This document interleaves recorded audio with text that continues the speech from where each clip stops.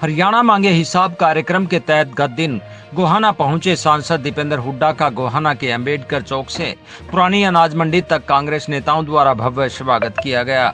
यात्रा में शामिल होने के लिए कांग्रेस नेता समर्थकों के भारी हुजूम के साथ शामिल हुए। इस दौरान गोहाना में चारों तरफ जाम की स्थिति दिखाई दी। वहीं दीपेंद्र हुड्डा ने अंबेडकर चौक पर कार्यकर्ताओं को संबोधित किया और मौजूदा भाजपा सरकार पर हमला बोला। उन्होंने कहा कि 10 साल में भाजपा ने प्रगति की राह पर चले हरियाणा को पीछे धकेलने का काम किया है। इस दौरान हरियाणा मांगे हिसाब यात्रा में शामिल और स्वागत करने के लिए पहुंचे नेताओं से जगत महान न्यूज ने बात की और जानने का प्रयास किया कि आगामी विधानसभा चुनाव में वे लोग किस तरह का बदलाव देखते हैं। सम्मानित जनता में जो उत्साह हरियाणा में कांग्रेस सरकार आ रही है, बहुत भारी बहुमत के साथ आ रही है। हरियाणा मांगे हिसाब जो कांग्रेस ने यात्रा रखी है दीपेंद्र भाई साहब ने, आज सारे शहर का झूम इकट्ठा हुआ गया। सभी नौजवान साथियों ने, बुजुर्गों ने, सभी ने आशीर्वाद दिया है।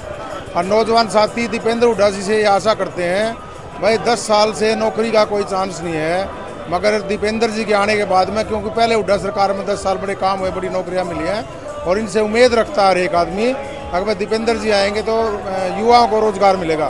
देखिए, बहुत ही भव्य यात्रा रही भाई दीपेंद्र हुड्डा जी की, और ये इतनी भीड़ और जोश ये दिखाता है कि सरकार जो है कांग्रेस पार्टी की आ रही है। और भारतीय जनता पार्टी से ये नौजवान, ये बुजुर्ग, ये सब साथ चल रहे हैं।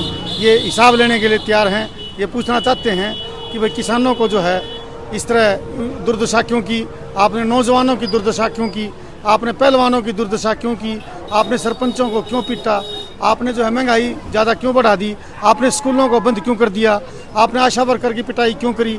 इन सब बातों का जवाब जो है वो देना। बिल्कुल बिल्कुल तन से खड़े, सारे का सारा 36 बरादरी खड़ी है। इधर सैलाब आ चुका है दीपेंद्र भूपेंद्र के नाम का।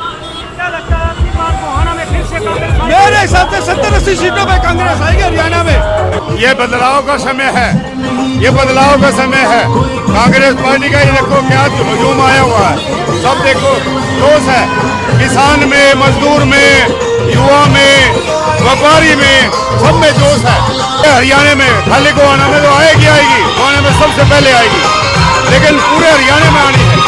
अब की बार मतलब कांग्रेस सरकार 70 पार है कम से कम। और जो दीपेंद्र हुड्डा की लोकप्रियता है, जो बीजेपी ने पंचायतों के साथ, नंबरदारों के साथ, मजदूरों के साथ, हरिजनों के साथ जो दुर्व्यवहार किया, आज उसका नतीजा ये बीजेपी वाले देख। हम तो जी हमारे लिए आज के लिए दीपेंद्र भगवान जी आ रहे हैं हमारे गोहाना में। जैसे भारत में राहुल गांधी है, हरियाणा में दीपेंद्र हुड्डा जी है, उनके पर हम स्वागत के लिए दिल बिछाए बैठे हैं जी। क्या लगता है बदलाव आएगा हरियाणा में? बदलाव नहीं जी, 80 बार सीट आएगी और पूरा बाल्मीकि समाज स्वागत के लिए दिल बिछाए बैठा है जी, जो दीपेंद्र हुड्डा के लिए जी। यात्रा का पुरानी अनाज मंडी में अग्रसेन चौक पर समापन हुआ और इस दौरान दीपेंद्र हुड्डा ने मीडिया से बात करते हुए कहा कि आज गोहाना में उमड़ी यह भीड़ मौजूदा भाजपा सरकार के खिलाफ जनता का गुस्सा है। उन्होंने प्रदेश में बढ़ते अपराध पर बोलते हुए कहा कि अपराधी 40 दिन में या तो हरियाणा छोड़ दें, नहीं तो कांग्रेस सरकार बनने पर उनका सही से इलाज किया जाएगा। के अनुसार देश में सबसे ज्यादा क्राइम आज हरियाणा में नंबर 1, देश में सबसे ज्यादा फिरौतियों के मुकदमे हरियाणा में दर्ज हुए। देश पिछले वर्ष 1 साल सबसे ज्यादा अपहरण के मुकदमे हरियाणा में दर्ज हुए। हत्या के मुकदमे देश में दूसरे नंबर पर, झारखंड के बाद दूसरे नंबर पर दर्ज हुए। महिलाओं के ऊपर अपराध के सबसे ज्यादा मुकदमे दर्ज हुए। दलितों के ऊपर अत्याचार के जो मुकदमे थे 2014 के मुकाबले 3 गुना पिछले वर्ष दर्ज हुए। और अपराध जो क्राइम रेट जो क्यूमुलेटिव बताते हैं भारत सरकार में, उसमें 29 प्रदेशों में सबसे ज़्यादा अनसेफ स्टेट हरियाणा को घोषित किया गया। तो ऐसे हालात हरियाणा में क्यों बने? आज गोहाना में आप देखिए, गोहाना में पुलिस की तैनाती ऐसी दिखाई दे रही है जैसे कश्मीर की वादी में हो, जबकि यहाँ तो अमन चैन शांति का ऐसा शासन होना चाहिए कि किसी को चिंता ही नहीं होनी चाहिए, पुलिस की आवश्यकता भी नहीं होनी चाहिए। इतना अमन चैन शांति का सुशासन होना चाहिए हरियाणा में, और यही हमारी लड़ाई है। हमने यही कहा है कि अपराध और अपराधी या तो 40 दिन में हरियाणा छोड़ दें या अपराध छोड़ दें, नहीं तो कांग्रेस की सरकार के बाद किसी को हरियाणा में कोई संरक्षण या जगह नहीं मिलेगी। इस दौरान उन्होंने मुख्यमंत्री नायब सिंह सैनी के 2014 से भूपेंद्र हुड्डा के मटर गश्ती करने वाले आरोप पर कहा कि भाजपा की 10 साल से सरकार चल रही है, अपना हिसाब देने की बजाय वे भूपेंद्र हुड्डा और मुझ पर कटाक्ष कर रहे हैं, जबकि उन्होंने पूरे 10 साल कोई काम नहीं किया। इस दौरान उन्होंने प्रदेश में कांग्रेस की टिकट के लिए 2500 से ज्यादा दावेदार होने का कांग्रेस की सरकार बनने की ओर इशारा बताया। बड़ी संख्या में लोग जो उमड़ के आए, गोहाना का आज रिकॉर्ड बना। मैं बधाई देता हूँ बोल दिया रामगंज जी का आदम जगदीप मलिक जी को और सभी साथियों को जिन्होंने आज अपना योगदान दिया। आज गोहाना के अंदर इतनी बड़ी संख्या में भावना से लोग उमड़ के आए थे, वो साफ संकेत है कि बीजेपी की सरकार जारी है और हरियाणा में बड़े बहुमत के साथ कांग्रेस पार्टी की सरकार आ रही है। हरियाणा सोनीपत जिला आपकी बार मंत्री मुख्यमंत्री चुन लिया, आपने ये बयान सोनीपत में दिया।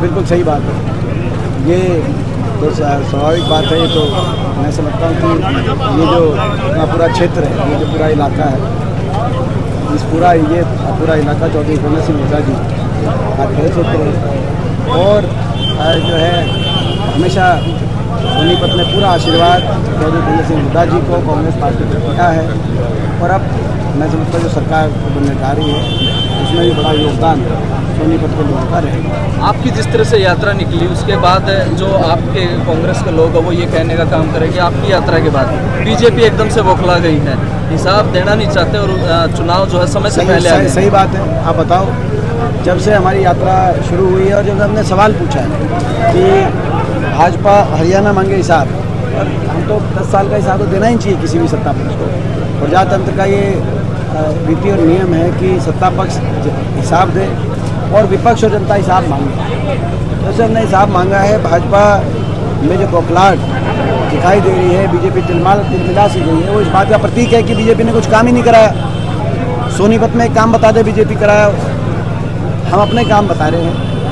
हमारे समय आपको याद होगा सोनीपत में 6 तो यूनिवर्सिटी बनी, राजीव गांधी एजुकेशन सिटी अलग से, कानपुर में महिला यूनिवर्सिटी अलग से, छोटूराम यूनिवर्सिटी नूतन में अलग से, नेशनल लॉ बाबा Saheb Bhimrao Ambedkar national law university, NIFTEM जिसको यूनिवर्सिटी का स्टेटस भारत सरकार की जो एक यूनिवर्सिटी का स्टेटस जिसको मिला प्राप्त है। प्राइवेट यूनिवर्सिटीज़ अलग से हमने बहुत सी लेके आए क्योंकि सोनीपत को हम शिक्षा का एक हब के रूप में विकसित करने की जो हुड्डा साहब की सोच रही, जिसमें जिंदल यूनिवर्सिटी थी, जिसमें अशोका यूनिवर्सिटी थी, ऐसे जो नामी university, SRM university, IIIT Indian institute of information technology जो भारत में केवल 7 है, वो एक सोनीपत के अंदर उस समय आ पाया। रेल की लाइन से गोहाना और सोनीपत जुड़ा, जींद गोहाना सोनीपत रेल की लाइन में दिल्ली से सीधा ये क्षेत्र जुड़ा। मेडिकल कॉलेज बना, हॉस्पिटल बना कानपुर के अंदर। सोनीपत के अंदर ये जो शैक्षणिक संस्थाओं की मैंने केवल बात की अभी, ये आने वाले समय में कितनी पीढ़ियों तक जो है लाभान्वित करेंगे सोनीपत के और प्रदेश के लोगों का आप अंदाजा लगा सकते हैं। बीजेपी ने क्या किया, एक काम बताए, तो ये हिसाब की बात होती है। हम आज भी अपना हिसाब दे रहे हैं और बीजेपी से हिसाब मांग रहे हैं कि कोई एक कॉलेज खोला हो, कोई एक स्कूल खोला हो। उस समय सारे नेशनल हाईवे में नोटिफाई हुए, ये सारे नेशनल हाईवे 334B की बात हो, जींद गोहाना सोनीपत की बात हो, सोनीपत खरखोदा झज्जर होते हुए पारडा दादरी बाटक बात हो, ये 334B, ये सारे नेशनल हाईवे 2014 से पहले नोटिफाई हुए।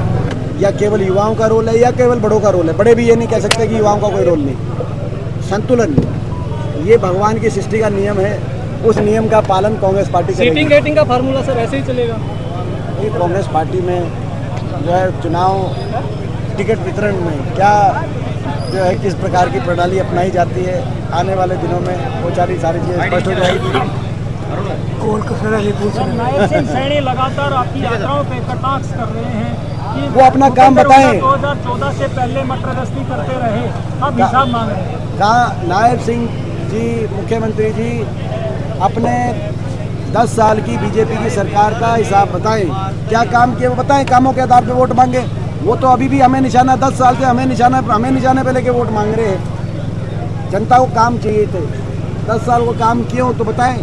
कोई कॉलेज खुलवाया हो गोहाना में, कोई मेडिकल कॉलेज खुलवाया हो, कोई अस्पताल बनवाया हो, कोई यूनिवर्सिटी बनवाई हो, कोई रेल की लाइन उनके टाइम बिछी हो, तो हमें जानकारी मिला है। हम भी अपनी आप भी बता सकते हैं, या कोई और काम गोहाना के लिए या पूरे प्रदेश के लिए कोई बड़ा काम, 10 साल बड़ा टाइम होता है। मैंने एक उदाहरण दिया आपको, हमारे समय 81 किलोमीटर मेट्रो हरियाणा के 4 शहरों को जोड़ने का काम हुआ और लगातार बढ़ रहा था। अगला सोनीपत आ रही थी और बहादुर से रोहतक आ रही थी, लेकिन इनकी सरकार में 10 साल में 1 इंच भी मेट्रो आगे नहीं बढ़ी। 1 इंच भी। 10 साल के हरियाणा का एक जनरेशन बूढ़ा हो जाए और 10 साल में ये पूछे कि एक खंभा भी मेट्रो का क्यों नहीं बना, जबकि इन्हीं की पार्टी की सरकार में नोएडा से ग्रेटर नोएडा पहुंच गई मेट्रो उत्तर प्रदेश में।